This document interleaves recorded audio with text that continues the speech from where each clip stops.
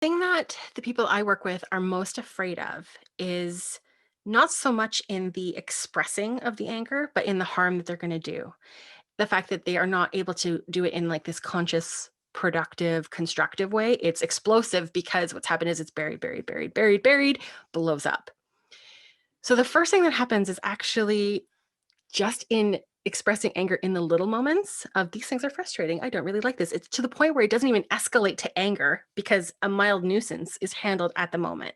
So it doesn't get to build up. It doesn't get to pressurize and then explode, which means that when they are angry, like just genuinely angry because something has happened and it's not cumulative of all the things that happened before, it's in that moment, they're able to be constructive. They're able to articulate what they mean instead of being in this reactive place that's really not just explosive, but uncontrolled.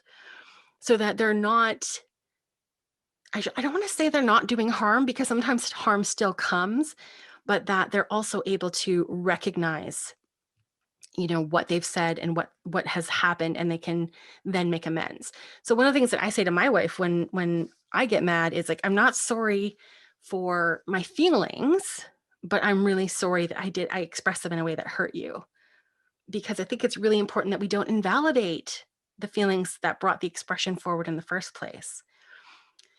When we are in a place where we can be with an emotion, whether it's anger or anything else, and we're not censoring it, we're not worrying about how it's being perceived, and we've done the work beforehand of handling things so that the thing we're dealing with is actually the thing we're dealing with and not like all of our trauma and our history, articulating it becomes not easy, but easier.